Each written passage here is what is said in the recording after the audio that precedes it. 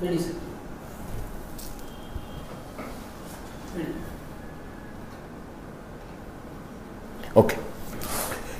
Om Vagishanadyam Sumanasaha Sarvartharam Upakrame Yam Natva Kritakritya Asyuhutam Namami Gajananam Sada Shiva Samarambham Shankara Acharya Madhyamam Asmadacharya Patyantam Vande Guru Paramparam Yoginam Vishwanathakyam Spatata Swarupinam Atmalabhat Param Labham Vaktaram Akadachana Gita-artha-grantha-kartaram Sri-Gurum Pranamamyaham Yom tah pravishyame vacham Dhritim buddhim prachodayat Om namah sababhyas sabapatibhyascha vo namaha. Friends, we are in the third session of the Sanatana Dharma series. This session is going to concentrate on what is called the Ten Commandments of Hinduism. This is a coinage, a special coinage, a word coinage, commandment. Commandment in the sense of adesha in Sanskrit. Yesha adeshaha, yesha upadeshaha, says the Upanishad very often. So adesha is commandment. What are the adeshas? I am trying to give you the adeshas of Hindu philosophy in terms of 10 adeshas, 10 commandments, and I think, in my humble opinion, I think I have exhausted the entire Hindu philosophy this way. So this is an attempt. I am not sure whether scholars will agree with me here, but please bear with me, and I would like to be corrected if I am wrong. The first adesha, the first commandment is the omnipresence of reality. Whether it is impersonal or personal, it does not matter here. The reality is everywhere. Sarvam khal vidam brahma. Everything is Brahman. Divinity is everywhere. That one divinity is the common substratum for everything that exists.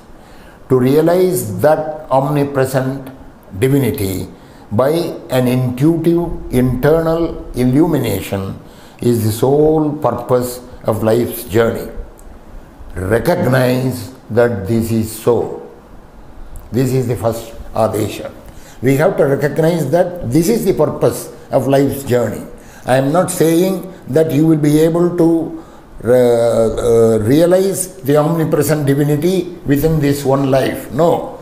The purpose of this life is to do that. It may take several lives. The point is that reality, divinity is omnipresent, and to realize that omnipresence by an internal conviction, internal illumination, that is the purpose. This is number one.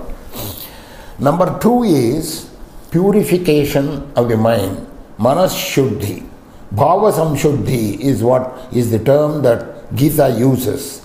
Bhava samshuddhi, that is purification of the mind. Stand aloof from the mind, fight its undesirable vasanas and purify it. Purification of the mind is the purpose of all religious discipline. Remember, mind is the villain of the piece. It is the mind that is the cause of all of our sorrows. Imbibe a lot of vasanas in the mind, keep it there, and these vasanas prompt us to do things in a certain way, and it is the purification of the mind that is important. That is the first step. And the first step will not be over very soon. It will be always continue throughout our life, and perhaps in other lives, several lives also. So purification of mind, standing aloof from the mind. We have to keep away from the mind. We have to be able to look at the mind as a third person. The mother of Pondicherry, the mother used to say that look at the mind as you are looking at somebody in the street, a passerby in the street. So think Let the mind think whatever it wants to think, but you be aloof and watch it. Watch your mind. Stand aloof from the mind. And that is the only way you can recognize its undesirable vasanas and you can purify it. This is number 2 commandment. Number 3 is, there is a dharma inherent in each person. And that dharma is because of the divinity which is immanent in the person. It is, this dharma is to strive to go back to God from where it came, because the divinity is immanent in each person. To recognize it and to go back to it, every action of the individual person has to be concordant with this natural dharma. You see, people usually ask, why is this wrong? Why is that wrong? How do you know that this is right? Why do the Vedas say that this is right and that is wrong? All these things can be traced to that single criterion, that every action has to be concordant with our passage to the Lord from where we came. The ideal such action, of course, is a selfless service to humanity. That is why great sages like Ramakrishna and Vivekananda have emphasized that service, selfless service to humanity. This is number 3, dharma. Number 4 is the well-known karma yoga. Act in the living present, in total detachment. Mukta sangaha, mukta sangas samachara. Gita is never tired of repeating mukta sangas samachara, mukta sangaha. Total detachment and dedication, you see, by avoiding all egocentric desires, fears or anxieties. Right?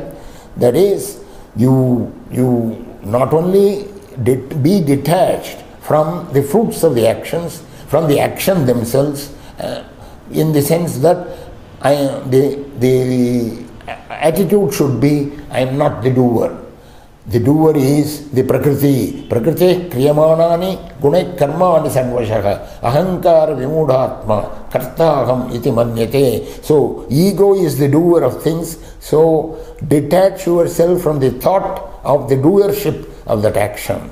And if such an action also serves another fellow being, it becomes automatically service to God. This is number 4. Number 5 comes to the bhakti part, that is the omnipresence of God. God is one. Ekam sat vipra bahuda vadanti. There is only one reality, one God, in spite of many names and forms. You see, vipra bahuda vadanti. People call it by different names. People give it different forms, but there is only one God. This is very fundamental in the Sanatana Dharma, wrongly called Hinduism by modern writers. Be free to find expression to your search for a personal God. You see, among these various names and forms, you can find a personal God who suits your taste and your conviction and your likings. Seek His grace for the purification of your mind, because mind cannot be purified all by our own rational efforts. We have to seek the help of God. Seek His grace for the purification of your mind. This is number 5. Number 6, 7, 8 are in the so-called category of Bhakti Yoga. 6 is the Avatara concept. This is very peculiar to our Sanatana Dharma. In no other Dharma, in no other religion, this concept is there, this Avatara concept. That is, the Lord descends from His perfect level, He descends to a level of imperfection. What do I mean? I mean that, you see, the Lord who is nameless and formless accepts a name and a form. That form itself already makes Him devoid of various other things that He has. So He has to be like a human being, He has to have 2 hands, 2 feet. So He restricts Himself, He binds Himself. So He takes a lot of imperfection in order to make us perfect from the imperfect beings that we are. That is what is meant by avatara, a descent. And what do? They reiterate. They do not say anything new. They reiterate the Vedic emphasis on one's duties to one's mother, one's father. Satyam vada, dharmam chara, matrudevo bhava, pitrudevo bhava, like that. So the Vedic emphasis on one's duties to one's mother, father, guru, spouse and society. Their emphasis on truth and love as the basic core of dharma and the unity of all faiths. This is what every avatara has said, and this is the sixth commandment is follow the precepts of such avatars. Whether it is Rama or Krishna or any other avatara, follow the precepts of these avatars. Number 6. Number 7 again is another peculiar thing to our Sanatana Dharma, that is Namasmarana. Namasmarana. Dhyayan suvan namasyamscha yajamanas Vishnu Sahasranam. Dhyayan, meditating, suvan, praising, namasyamscha, prostrating. That is, the memory of God's names, that itself is a great purifier. Live through that memory in the ecstasy of the chant of such names, in continuous awareness of His omnipresence and omniscience. That is what purifies our mind and what cleanses our bad vasanas and samskaras. So that is number 7. Live through the memory of God's names. Namasmarana. 8, of course, is well known. That is surrender. Surrender to me, says the Lord, in heart and soul. Even your will, that is the point there. Even your will. Then your future, either here or elsewhere, shall be my concern. So, that surrender concept is number 8. Number 9 and 10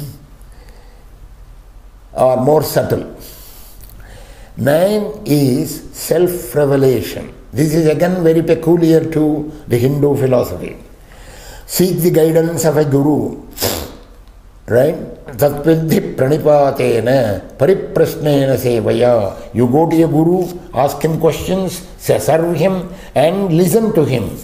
Have faith in him. Seek the guidance of a guru. Don't estimate your guru. Don't judge your guru. Don't worry about whether he is good or not, whether he is the right guru or not. That is not your business. So long as you have a faith in that guru, that faith itself will take you to a realization of God. Seek the guidance of a guru to discover the divinity, the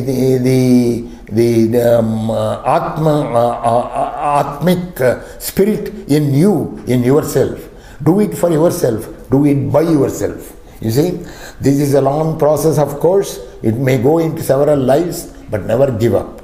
Never give up. Even if your reason and intellect have to give way to intuition and mystic experience. The doubts of people are that my reason does not agree with it, my intellect does not agree with it. That is not so. It is buddhev param buddhva, evam buddhev param buddhva. It is beyond the intellect. The fact that it is beyond the intellect should be accepted by your intellect. That is what will take you. That is why it says, even if your reason and intellect have to give way to intuition and mystic experience. This self-revelation is the commandment number 9. Number 10, of course, is very special. It is the attitude that matters. Earlier I said bhava samshuddhi, in the purification of mind, number 2 thing. That is not right. Bhava samshuddhi means attitude purification. That is, your attitude should be right.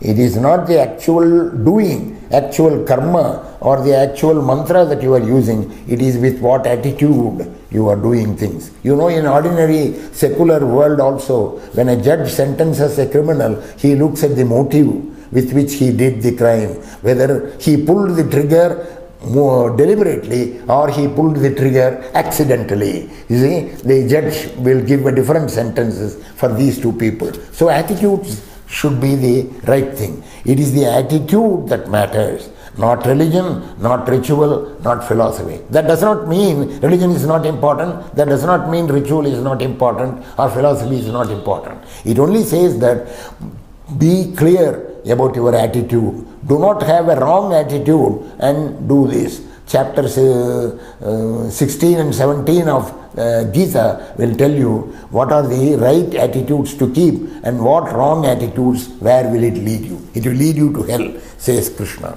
So these are the 10 Commandments of Hinduism. When I was lecturing on these 10 Commandments of Hinduism for the first time in a Stanford University India Association in the United States, there were wonderful questions from the students and the audience. The question was, do we have to believe in all these 10 commandments? Is it not enough for me to believe either this or that alone? You see, this is a standard question.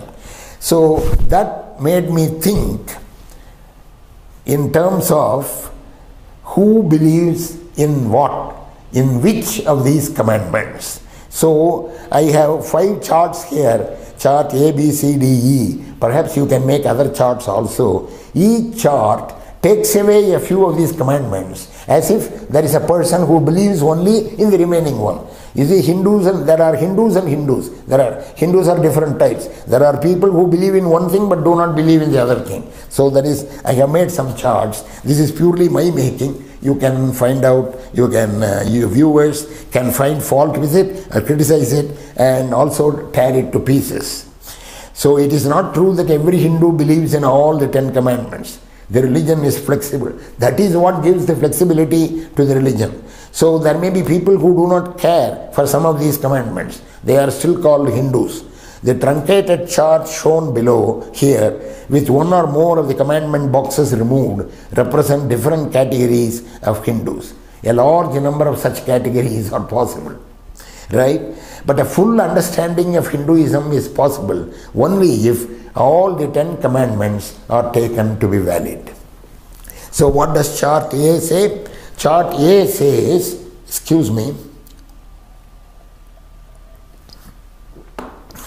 Chart A is the scientist Vedantin. What does the scientist Vedantin say? He certainly has a great fascination for the intellectual exercises embodied in the Hindu philosophical school, particularly the 6th chapter of the Gita. But he generally has reservations about 6, 7 and 8. What are 6, 7 and 8? 6 is about Avatara, 7 is Namasmarana, 8 is surrender. So this is where the scientist Vedantin has reservations. All other things he is prepared to agree, particularly purification of the mind, meditation, everything he agrees, but he is the scientist Vedantin. Chart B depicts the doubting devotee. What do you mean by doubting devotee? This is the large majority of people who go to this temple at this corner of the street for 15 days for a certain purpose within their mind, and then that thing does not happen. In the meantime, somebody else says that temple, the other temple in the other corner of the street or some 10 miles away or in a particular place, that is very helpful, very powerful, that God. You see, Hinduism gives the flexibility for all these things. So he jumps from divinity to divinity, God to God, temple to temple, or saffron color, saffron wearing sadhu, from one sadhu to another sadhu, from one sage to another sadhu. So this undercurrent of vacillation bothers him. His attitudes naturally don't turn out to be right. He has problems with, problems with 3. What is 3? 3 is dharma. Dharma is inherent in each person, and each person has a certain dharma. He has problems with 3. And he has problem with the omnipresence of reality, the most fundamental thing. Sarvam khalvidam brahma, because he thinks that the other person is very wrong, very bad. He is a villain, he is a bad person. How can God be in his system? It is a question that he often asks himself and finds no answer.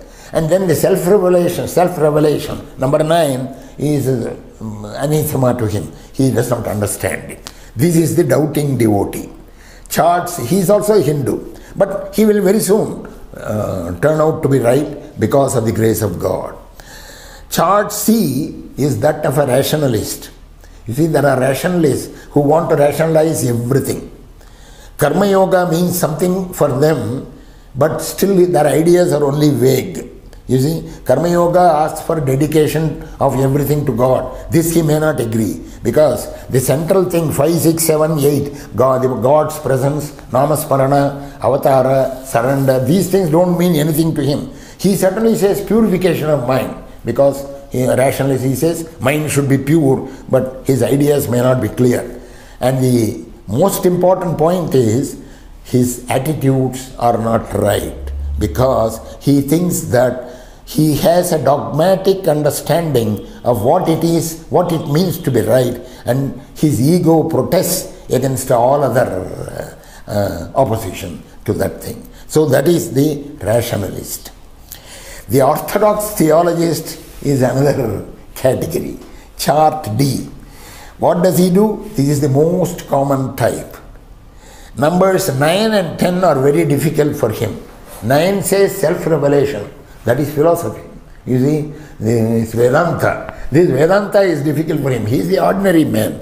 You see. And number 10. And what is 10? His attitudes are not right, because he goes by certain rules of the scriptures and he holds on to it with a dogma. You see. So he is dogmatic. Anybody who talks against these dogmas of his dogmas, he thinks that they are not